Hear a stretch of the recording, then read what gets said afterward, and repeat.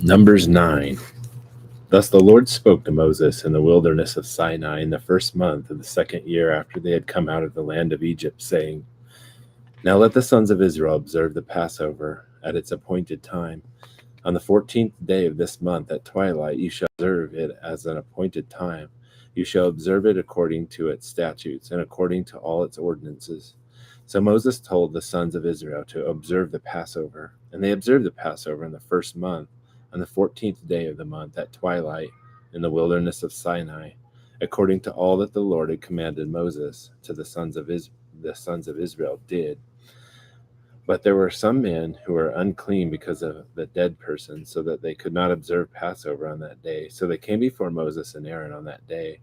And those men said to him, Though we are unclean because of the dead person, why are we restrained from presenting an offering of the Lord at its appointed time among the sons of Israel? Moses therefore said to them, Wait, and I will listen to the Lord, and what the Lord will command concerning you.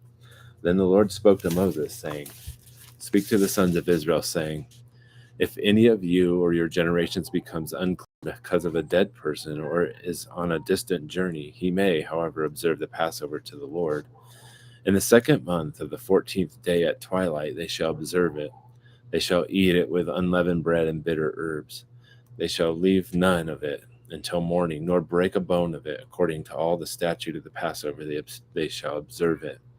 But the man who is clean and is not on a journey and yet neglects to observe the Passover, that person shall then be cut off from his people, for he did not present the offering of the Lord at its appointed time. That man shall bear his sin. And if an alien sojourns among you and observes the Passover to the Lord according to the statute of the Passover and according to its ordinance, so he shall do. You shall have one statute, both for the alien and for the native of the land. Now, on the day that the tabernacle was erected, the cloud covered the tabernacle and the tent of the testimony, and in the evening it was like the appearance of fire over the tabernacle until morning. So it was continuously. The cloud would cover it by day, and the appearance of fire by night. And whenever the cloud was lifted from over the tent, afterward the sons of Israel would then set out, and in the place where the cloud settled down, there the sons of Israel would camp. At the command of the Lord, the sons of Israel would set out, and at the command of the Lord, they would camp. As long as the cloud settled over the tabernacle, they remained camped.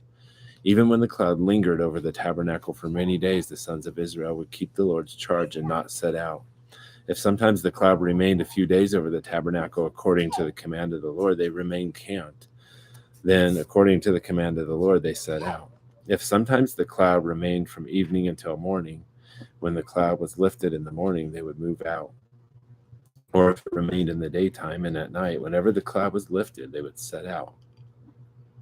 Whether it was 2 days or a month or a year that the cloud lingered over the tabernacle, staying above it, the sons of Israel remained camped and did not set out. But when it was lifted, they did set out. At the command of the Lord they camped, and at the command of the Lord they set out. They kept the Lord's charge according to the command of the Lord through Moses.